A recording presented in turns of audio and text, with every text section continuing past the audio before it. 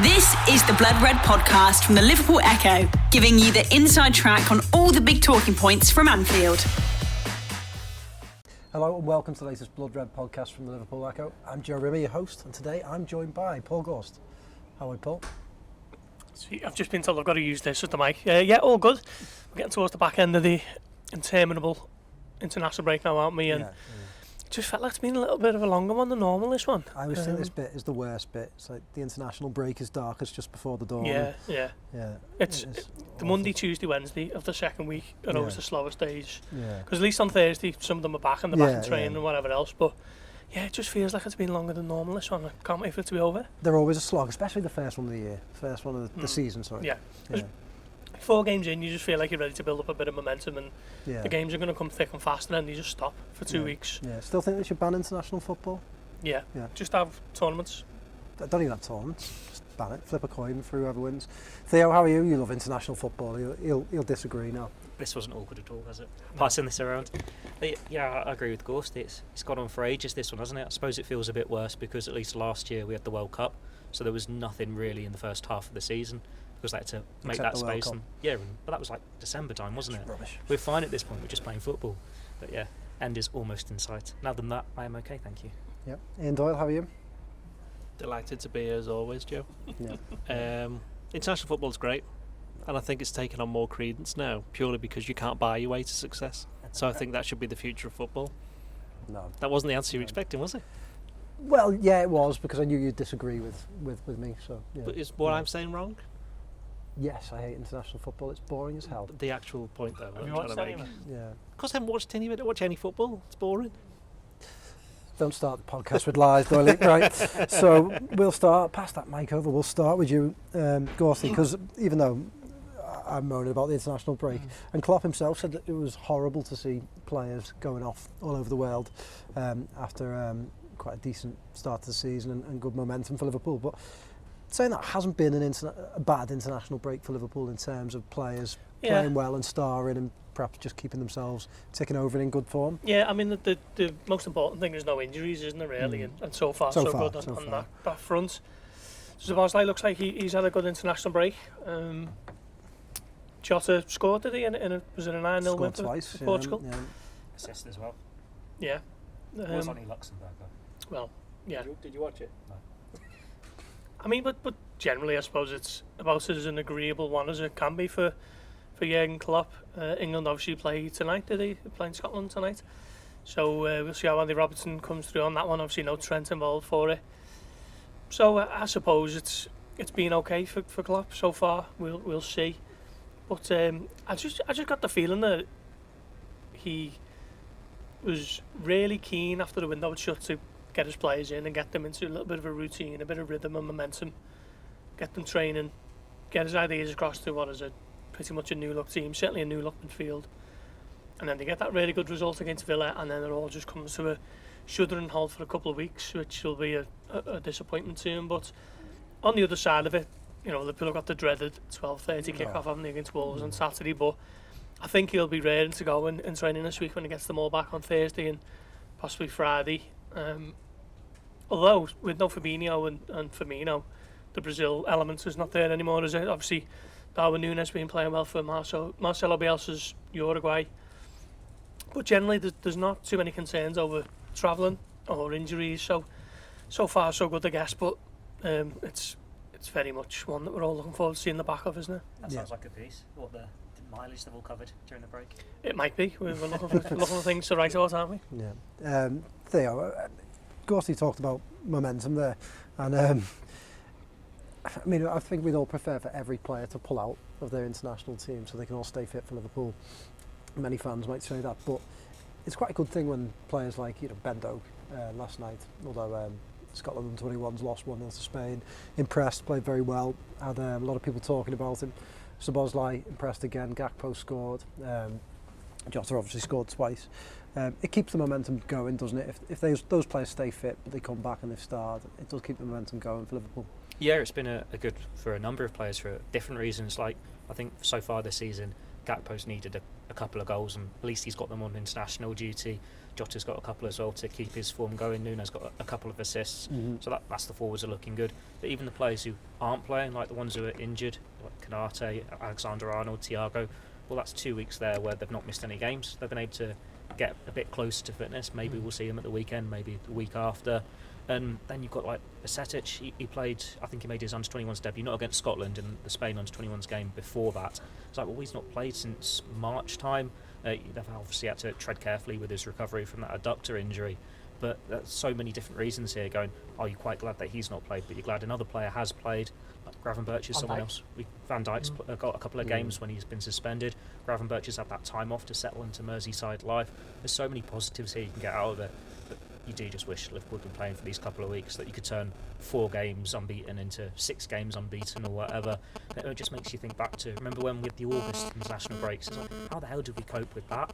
When you play 1 Premier League game and then, right lads, we're off to international duty now. Like, at least they've had that month to get into the season. But from what we're seeing from all these lads on international duty, they certainly seem to be making headlines, doing well.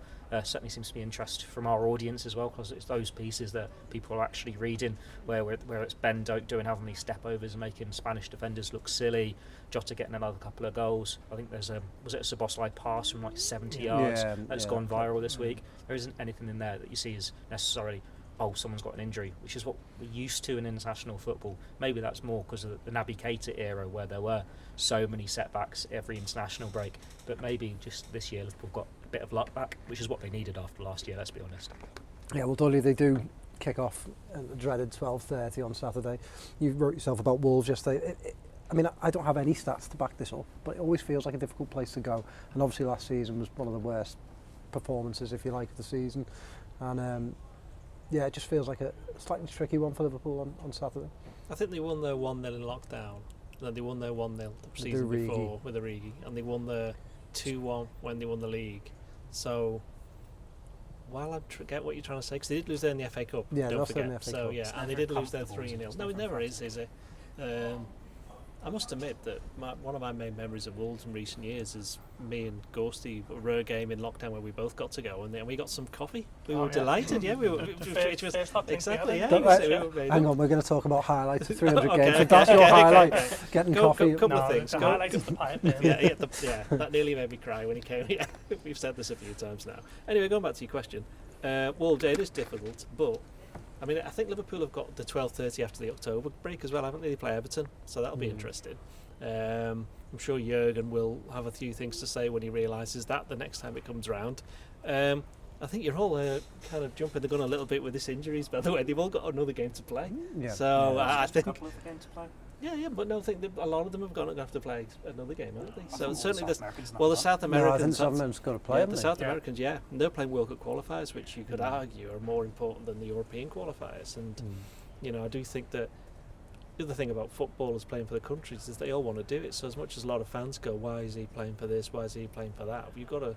I think, as Theo said, if they're playing well for the country, that's a good thing for Liverpool. They need to get out of this unhealthy mindset, wanting to play for their countries, don't they? I mean, this is just the modern players. Yeah. But it is. And, of course, most of the players aren't English. You look at Szoboszlai, Liverpool probably bought him partly on the strength of his performances for Hungary in big games, so you can't have it both ways. So you can't just say, we're buying this player now because he's done really well internationals, and now you can never play another international game again. I'm only joking, Doyle. I don't think that they should cancel international football. I'm just thinking generally, though, your disdain for I don't like it. You're entitled not to like it. I don't expect them to shut it down. And Dominic Szoboszlai just to rip that armband off his arm next time he plays for Hungary. International football or the FA Cup? International football, for sure. Really? Oh, yeah. Oh, you must really not like it then. No, I've never really wanted to get rid of the FA Cup. It's just, it's just not as good as the League Cup. But yes, Wolves, as I say, there are a number of issues that Liverpool are going to have to address, which we'll get onto in the podcast later this week, because that's going to make it more difficult. So they just have to keep their fingers crossed that one or two players are okay in terms of their fitness, because there are certain areas of the pitch that aren't not quite as blessed as others at the moment. So we'll have to wait and see. Yep. These 12:30 kickoffs, wasn't it? They didn't win any of them last year.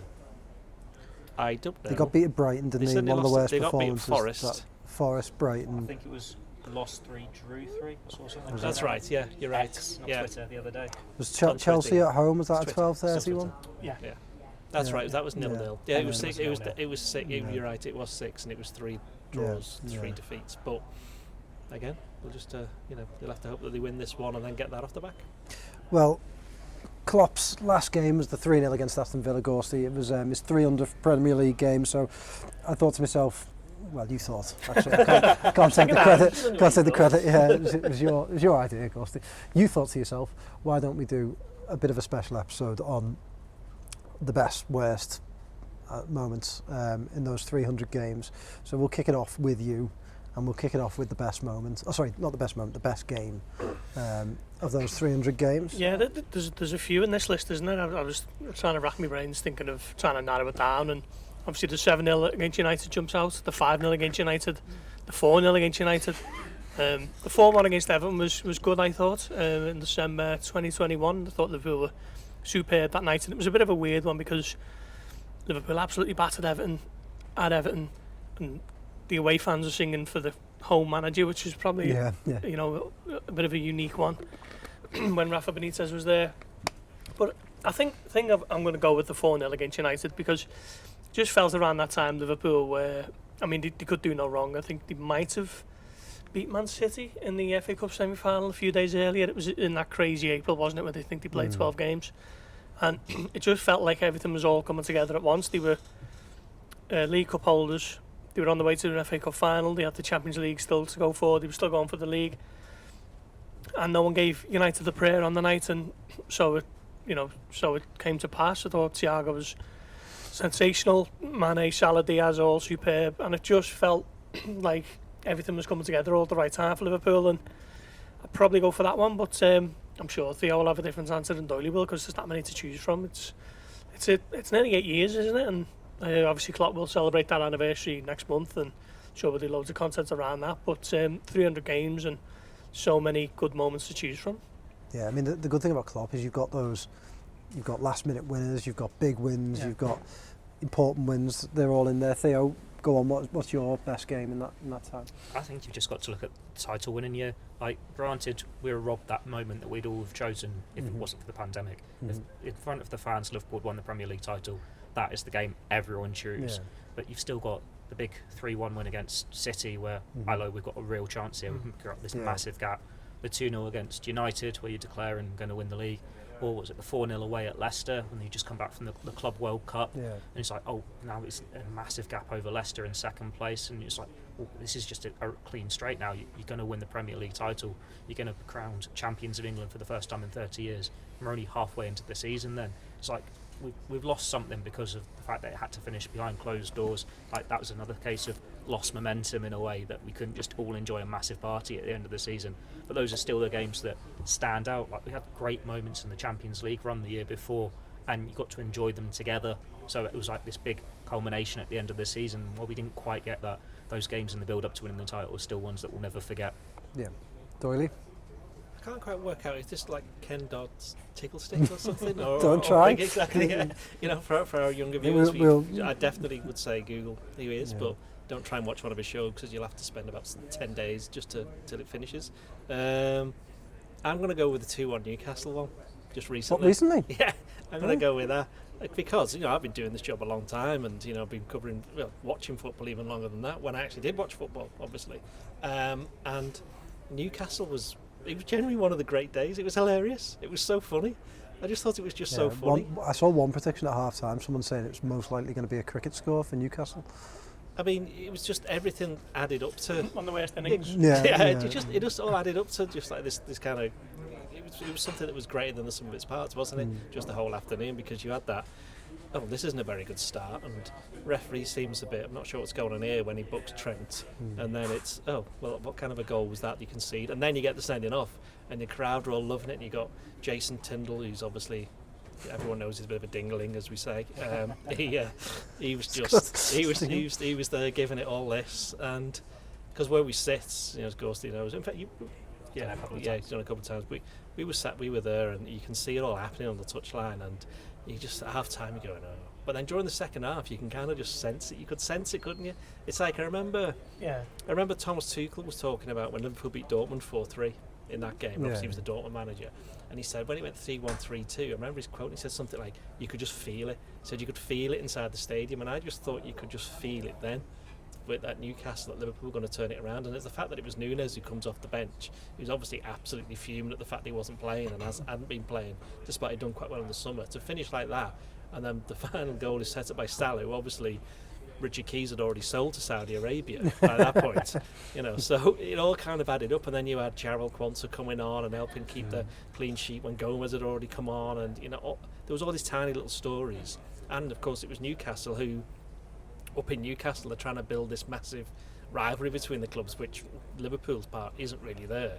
But for the sake of winning that game, I think the Liverpool fans who were up there at the high up in the stand were quite happy to enjoy it. And what's better than going away from home, coming from behind and getting a last minute winner when you're down to 10 men, especially when it's against a team who you're thinking are going to be one of your main rivals for this season. And it carried on the start that Liverpool had already got, because that when we write the big book of this season at the end of the season, assuming we write a book, probably will do at some point. We kicked it on. Exactly. But when we do that, this could be seen as a turning point. It just could, because it's an early statement. It's not maybe not a turning point, but an early statement for a new team, because there were that many, certainly in midfield. You can see it's this Liverpool reloaded. Yeah. So there are a lot of wins we could pick from, all the ones that Gorsty said, all the ones that Theo said. To say the 2-1 Aston Villa as well. Again, that's another one, coming from behind, scoring twice late. They went down to 10 men that day, but that was the week before they played City. Yeah. So they would have been. That was a big turn, because I'm sure City drew as well, didn't they, that day against Southampton, 1-1 at the same time. It was a rare time where both of them played at 3 o'clock on a Saturday, going into the next week where they were playing each other. So I think that's kind of where people realised they could win the title. But overall, I'd say the Newcastle one for the reasons I've just explained. That Newcastle one, how was the rewrite for you two? I mean, I must admit, I hadn't really got started on that. I'd kind of got started on something, and then, because it happened so quickly at the end, there wasn't that much time for didn't have to do a Control-A-Delete like I've done many times in the past, but that wasn't one of them, no. Yeah, I mean, it's funny, just follow up on that Newcastle game. I was listening to another pod the other day, and they were talking after the Aston Villa game, and they were almost surprised at how good Liverpool were, and I find it quite bizarre. And I thought the Newcastle game was a good reminder of Liverpool winning a big game against, like Donny said, someone who's almost setting themselves up to be a big rival to Liverpool. And I find it quite surprising that people are shocked that Liverpool are quite good. They're not. I know they've changed a lot of players, but they've had one poor season. They've generally, before that, performed very, very well. They've still got some huge stars. I think it says a lot of how the game's consumed now. I think you need... It's so immediate. 3 bad performances and it kind of undoes 300 good performances before it, because people tend to dwell more on the negatives, and people, as you say, only tend to see what's happened in the last 10-15 minutes of whatever's happened. So maybe there's something in that more than Liverpool being a busted flush or whatever. But yeah, honourable mention, Theo mentioned that they need a Boxing Day win over Leicester, because I think Liverpool coming straight back from Qatar in the Club World Cup, and that was the big test for Liverpool. How they're going to hold up for this one, and absolutely battered Leicester that day. They were actually second at the time, weren't they? I think Trent got a 10 out of 10 in your ratings, didn't he? And me and Neil Jones told him that as he was coming past at the end, and he had a bit of a laugh about that. So yeah, that was certainly one of them. But I think you can go through the seasons, and there's at least 5 or 6 results in every season that you can think that's a contender for the best result or performance of the 300 games. I think if we had one absolutely, or seen Klopp's Liverpool win absolutely everything, we'd be saying Norwich 5-4. That would be one of the main ones, because it was a famous comeback. But now that's a game you almost take for granted, because they've achieved so much more since then. And while they have had so many comeback victories, last-minute winners, that was almost a calamity of errors, and they stumbled it. Whereas like the Newcastle one we've mentioned, and so many others, that is more grit in it involved, like the Aston Villa one as well, where it just shows how they've grown as a team, and now they've got that real winners mentality. When it was against Norwich, you weren't really used to seeing it from this Liverpool side over the last 5-6 years. They are one of the best in the business for a reason. Yeah, I mean, I must admit, I'd have to pick the 5-0 away at United, just because, I mean, you could say you'd probably never see Liverpool beat United 7-0 again, but 5-0 away from home just felt, it was unheard of, really, at the sight of your biggest rivals, albeit they weren't as good as they have been. It was just the way Liverpool took them apart was so ruthless, and it was one of the best performances we've seen from Naby Keita. Finally sort of lived up to the hype within 90 minutes. Were you worried about him that day? I wasn't worried that day. Then he went off the stretcher, didn't he? Yeah, he did, yeah. With a bruise, yeah. But I mean, that was an incredible day, and sort of just showed what Liverpool could do under Klopp when they put it all together. So that would be mine. But like you say, there's just so many. I mean, I look back and there's so many moments. In fact, I don't want to ruin some of the other things I'm gonna ask, so I won't talk about them all. But we'll move on to worst then. Worst game, Gorsty, in those 300. I mean, the Villa game was a bit weird, wasn't it? The 7-2, but I tended to just ignore that because I think that entire season was a bit of a farce, given that it was just played behind closed doors from start to finish, and it was just a strange one. So, kind of little asterisks next to that one.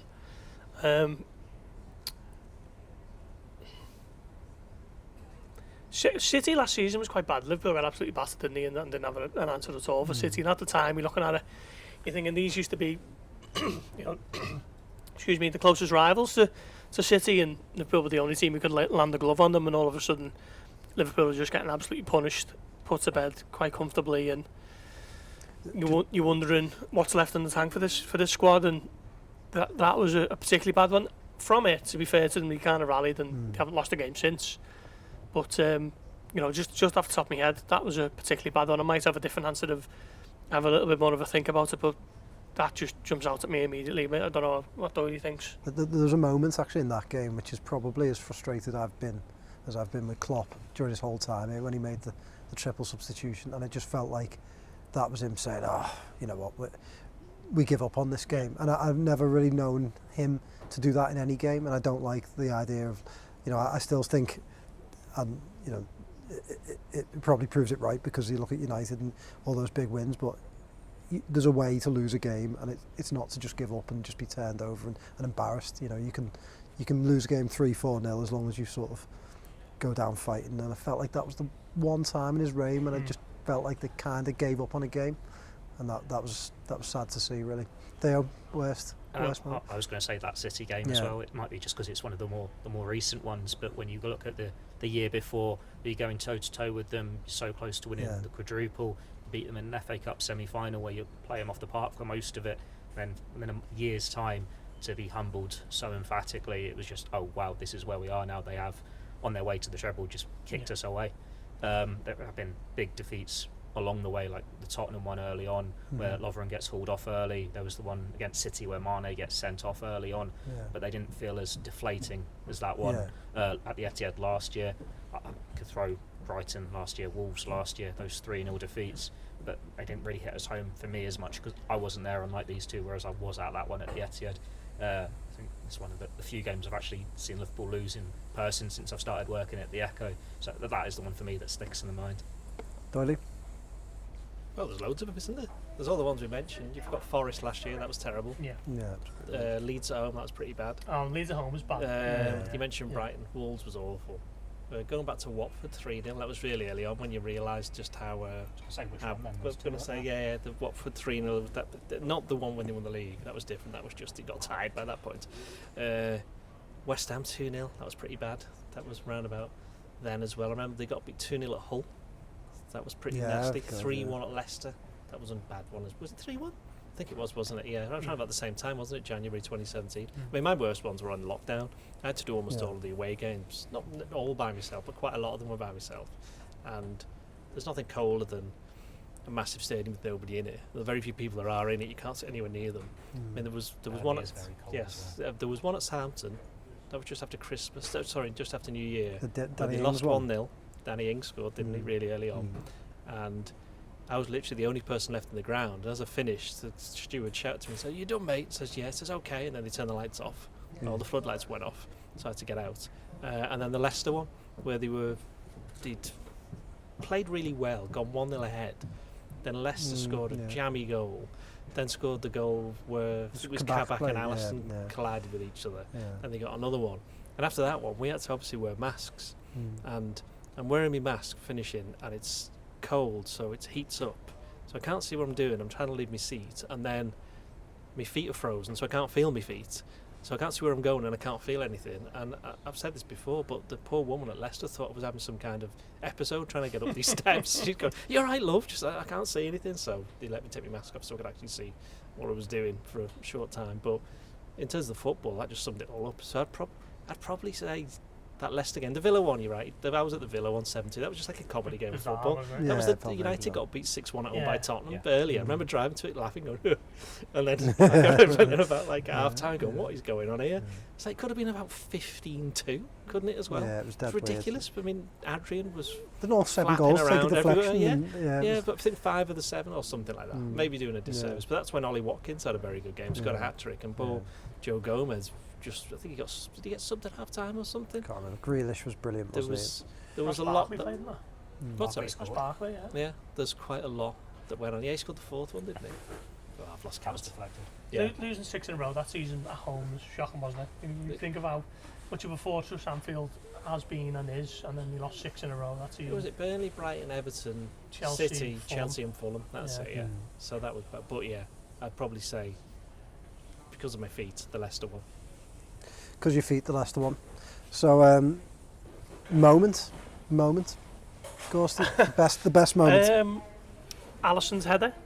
I know Alisson's I've just header, said then that I like to kind of write off that behind closed doors season, but that was just surreal, wasn't it? That's how good it's been though in those games where I was thinking as I was asking you best moment of some moments, and I never even thought of Alisson's header, and now you say it, I think, that was brilliant. Yeah, I mean Doyle always makes this point that it was the last goal ever scored in English football in lockdown, and it scored by a goalkeeper and it kept Liverpool in the Champions League. Look, if Liverpool wouldn't have got the point from that game, they wouldn't have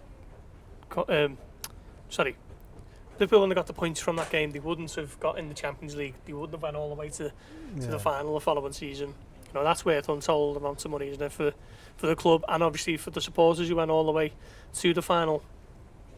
Origi, Everton 2018 was it? Mane, Everton 2016, last couple of last gasp winners.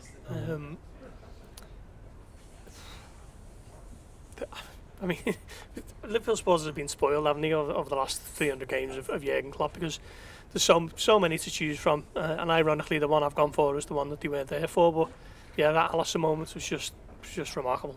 Theo? Alisson's involved again, running the length of the pitch after setting up Salah against United, and then all the fans shouting we're going to win the league. Like, they'd held off for so long because they didn't want to jinx it, because there have been a few times where it had been jinxed in recent years, but that moment there, that was what Liverpool fans have been waiting 30 years for, and to do it against your bitter rivals made it all the sweeter. Yeah, I'm with you there, Theo. I think that was a great moment. Doyle? I think it's funny, there's a couple of lockdown ones. I think when they beat Crystal Palace 4-0 when they came back, if you remember, because there was that kind of thing of, they're going to start the season again, and quite a lot of people of a certain inclination were quite keen for it to be null and voided, which, as we know, that didn't happen.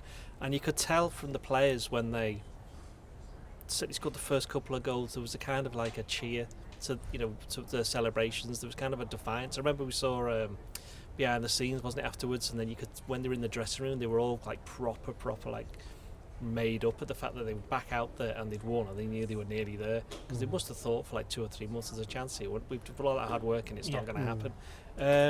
What happened in some countries, didn't it? Like Exactly, yeah.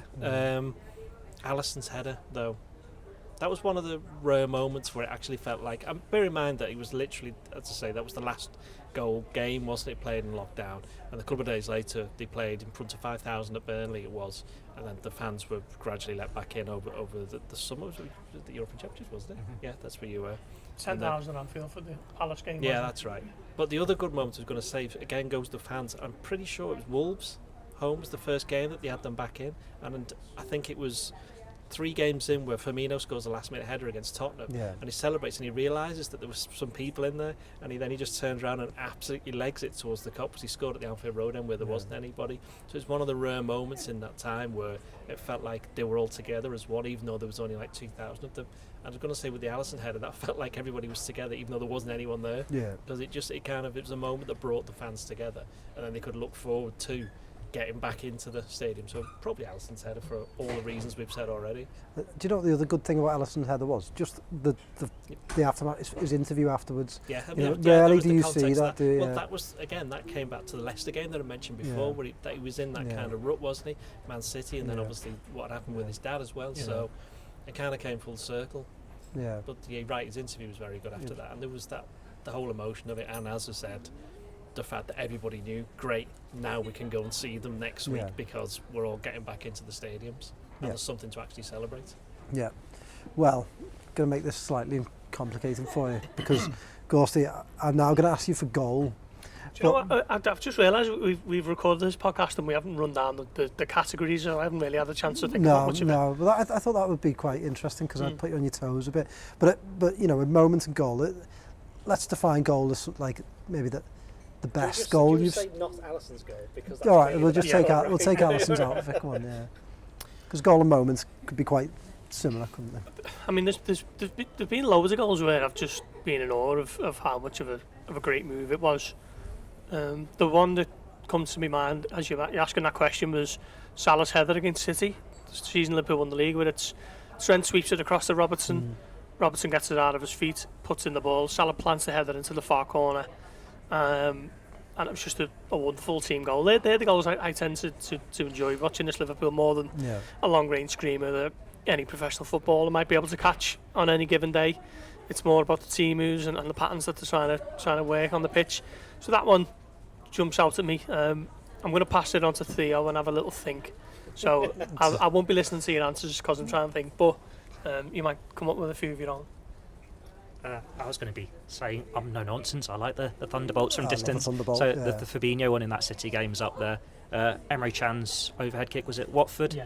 That was probably one of the best quality goals we've seen in Klopp's reign, and it's another one where you almost forget it because it was pre the trophies, pre them reaching those next heights. Salah against Chelsea. Salah against Chelsea was an absolute rocket. Trent has had a couple against Leicester. Was it the free kick last year?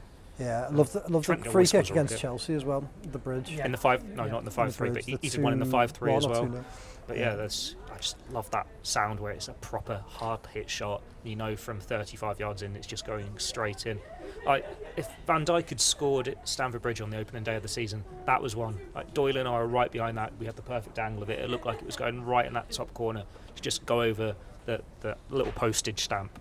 That's one you want to see. If a centre back had done that, that would probably be right up there. But did Henderson score a cracking goal at Chelsea? Yeah. Yes. The curler. Yeah. But that's when Liverpool used to actually shoot from distance before they were this great team and could just pass through and get in behind every opportunity. So you're saying Szoboszlai shouldn't have a shot now? Right on the edge of the box, isn't it? It's not quite the same thing as trying it from 25-30 yards. I think two goals. One of them's already been mentioned, which is Emre Can's goal against Watford, which overhead kick. I was there for that one.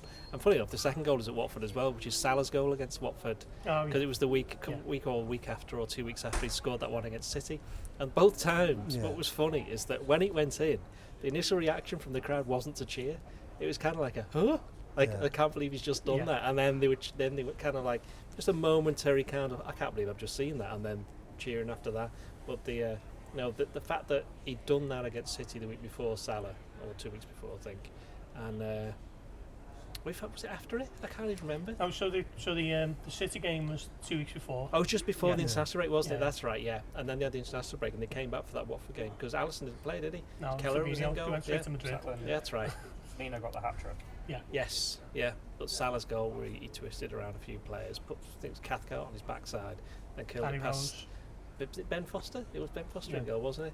And I remember Ben Foster did some kind of podcast afterwards, and when he seen it, he just like, what am I supposed to do about that kind of thing, So you're saying what a great goal it was. So if you've got an opposition goalkeeper saying stuff like that, then it's a decent goal. Was that the game as well where Foster came out and Salah said to him, "Which way would you have gone if we'd had a penalty?"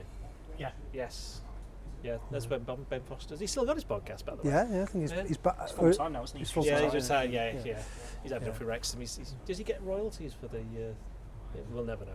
Yeah, I think aesthetically those two Salah goals, and I can't really choose between. I'd probably go for City just because of the bigger game. Yeah, there were two just brilliant goals. We bought you enough time. I was just going to add to your one at Watford. The reason I probably didn't go for that one is because I almost missed it when we were there because I was tweeting something on my laptop and then I looked up and he'd already done all the skill. He was just sticking it away and it was like. So you thought it was a bit rubbish. You can't miss from there. Put it on a plate. And And I had to look at the monitor to watch it back properly. But so many, isn't there? So many goals. That's probably like the best looking one. But then you've got like Origi, 90+6. Yeah. Just the funniest goal. It has to be the funniest goal. But here's an underrated one. Mane against Arsenal in the 4-3. Yeah. Just like sort of showed you what Mane could do.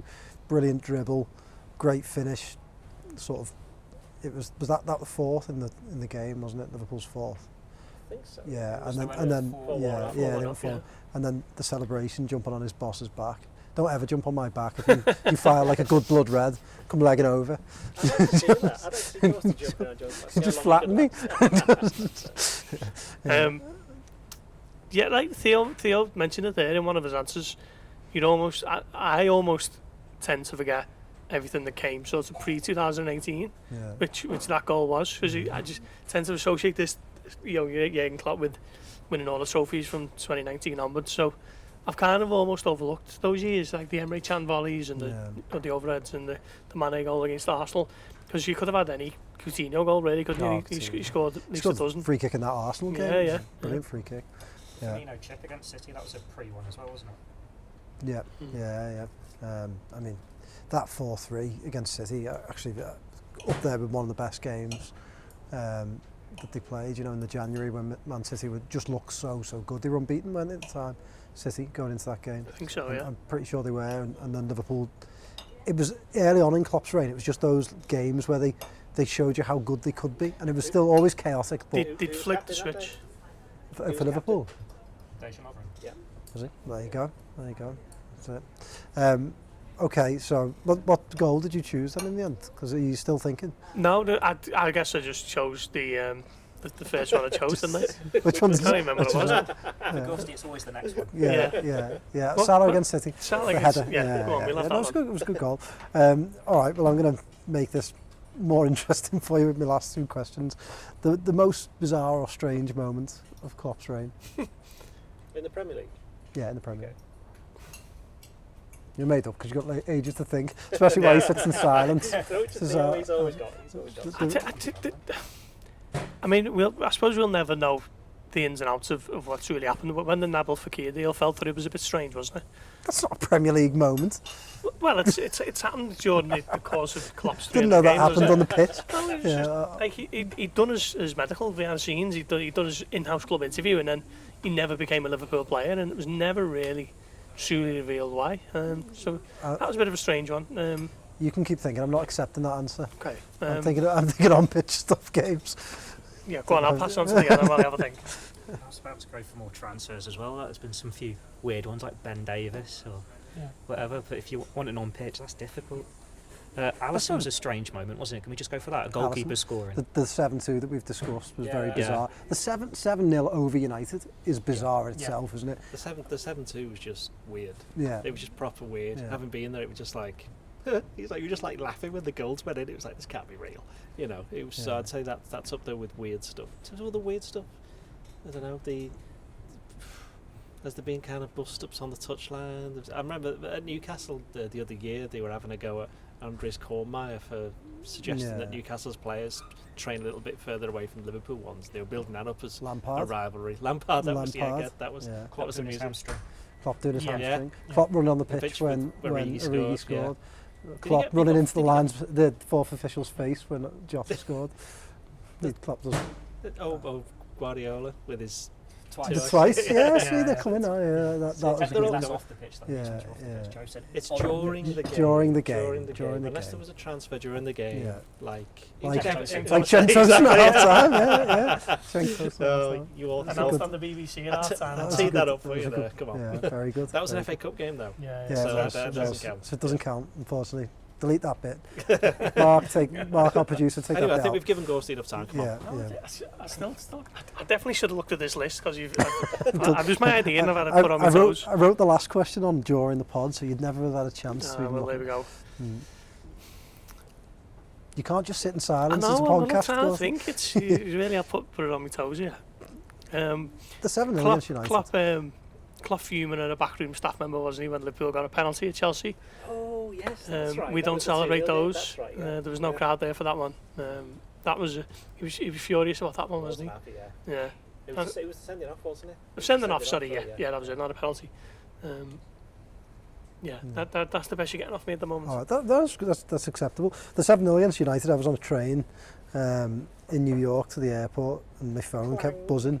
Yeah, my phone kept buzzing, and I was like 1-0, 2-0, 3-0. I couldn't believe it, like that. And that was bizarre, because you're like, 7-0 against United. You just never expect to win a game that by that much. The 9-0 against I was literally just 9-0 about to say it, yeah. Me and you weren't there. Yeah. Well, that was rubbish weird. then, so it wasn't really that much of a shock, because they were like 2-3 up after 5-6 minutes. To be fair, it's bizarre that they even stayed up after that, though, because after that game, and even towards into the January that season, it's like no chance, and then they stayed up fairly comfortably. Underrated moment. It's not good for this Gorsty. There's going to be loads of periods of silence. Yeah. Underrated moment, like. Just pass the mic to Theo and have a think. God, you shouldn't be at the front of this queue. This is a tough one as well. We'll have to just talk words and hope something comes to mind. Yeah. Underrated moment. It's tough. I've got one in mind. Go on. It's my question. You're just going to bail us out or give us your answer? It was Klopp going to the Kop after West Brom, because a lot of people laughed at that, but I always thought people who work here laughed at it as well on social media. Really? Yeah. You're looking at me. No, I always thought that was one that a lot of people outside the club had a good laugh at, but didn't quite realise that was Klopp fostering a relationship early doors. And I always think that's a very underrated moment in his reign.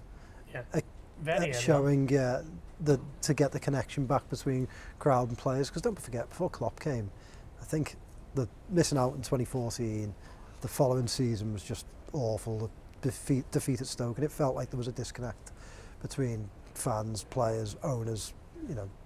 There was no trust, was there? And Klopp sort of pulled that back, and I just like that moment. I always thought that was a very underrated moment.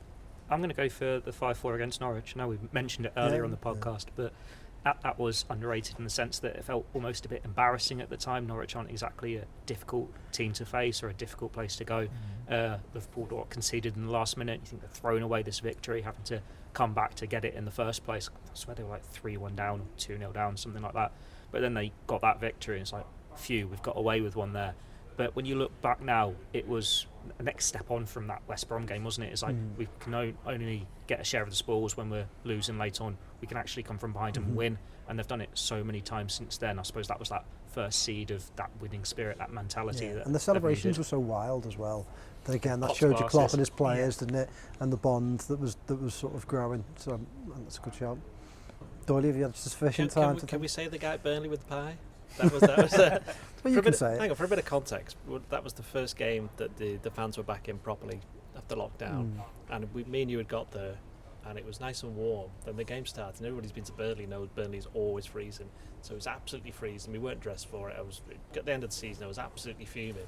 And then at half time, this guy comes across, and he's like dressed like a butcher, with the stripy thing and the apron and all that kind of stuff. Comes across just giving us pies, and I just felt like hugging him. I really did. That's got nothing to do with football, and I bought myself a bit of time to think of an underrated moment. Go on. And I still haven't thought of one. Oh, what about at Burnley when Clavan scored late on? And that's a good underrated moment. That's actually, yeah. I mean, there's a few games where they've won games which probably they didn't mean to. I'd even say like the Leicester 4-0 game's underrated. I think that is, because I think, bearing in mind that they had just come back from being in Qatar only a couple of days earlier and won that, and then they were playing against the team that, okay, it's Leicester, now they're in the Championship, but it was only a couple of years after they won the league. And I know, beating Leicester 4-1, 2016, first game in front of the main stand. Yeah, great game, yeah. Because that, again, following on from, they'd beaten Arsenal, but then they'd lost at Burnley, and they'd drawn at Tottenham, hadn't they? So there was that kind of, what exactly is this team going to be? How good are they going to be? And to then beat the reigning champions, I know it was Leicester again, they were surprise champions, but to then beat them comfortably. And you had certain players who perhaps hadn't done quite so well when they'd first started under Rodgers, thinking of Lallana and players like that, were becoming very important for Klopp in those first couple of years. And I think people, home debut as well. yeah, I think people forget stuff like that. People forget that the likes of Lallana was important in taking Liverpool to the first step away from where they had been to the next step to where they were going to end up being. So probably that game. Yeah, it was a good shot. Ghosty, have you had enough time to think? Yeah, Ghosty didn't listen to a word you've just said. Does anyone remember the 4-1 over Leicester? Well, it is a win over Leicester. I think that the year they won the title, when Milner scores that last minute penalty, that just sort of fueled a bit of a belief in the fans, in the players. I remember one former Echo journalist walking past kind of grabbed me on the shoulders and shook me and said it wasn't like this in my day when I was at the Echo, just because of how strong the team was and how much belief they had in themselves, and they were just fighting right to the end and always seemed to pull something out the bag. And I think that was in the early October, wasn't it? You've narrowed that down to about 4 names. Yeah, I mean, it wasn't James Pearce. And I mean, I suppose that was in the title winning season. That doesn't really jump out at you, but looking back, it was a little bit of an underrated win. I've got another underrated note, by the way. Van Dijk's non-tackle against Tottenham in that season. Yeah, it was Sissoko, wasn't it, that was through, and he kind of just left him and said, "Go on, because he could have passed a song, couldn't he?" Yeah. In fact, it wasn't that season. It was season before, wasn't it? Season before, yeah. But of course, that win, you beat Tottenham at home, and suddenly you're playing them a couple of months later in the Champions League final. So it kind of all, Another one in that season. Sorry, not that season because we established that. In the title-winning season, Lallana at Old Trafford for the 1-1. Yeah. Because again, kept them unbeaten. Yeah. And kept the momentum going. He kept the momentum going. Yeah, it was a really good night. Willian's penalty against Man City. Yeah. Moment one on the league. Yeah. Good shout. No. We don't really think of that, do we? Correct, we don't. That's why we haven't mentioned it. It's not one of Klopp's 300 games. It's not one of Klopp's 300 games. Edit that out. Yeah. Right, well, on that note, unless anyone's got anything to add, come on, Gorst, you must have something. We'll say bye. Nothing to add. I think another silence from Gorst to finish the pod. I'd say we've covered these 300 games in thorough forensic detail, but I don't think we have. I think there's loads I've missed out anyway. There's definitely going to be someone that reminds us. Missed underrated moment. Yeah. Well, if you're listening at home or listening on YouTube and you have an underrated moment or a most bizarre or goal moment, best or worst, leave a comment on YouTube or let us know. Be great to hear some of yours, but until Friday. I was going to say, some of my own.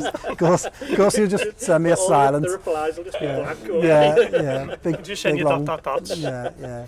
We'll be back on Friday to look ahead to Wolves at 12:30, and we'll see you then. It's all right. You've been listening to the Blood Red podcast from the Liverpool Echo.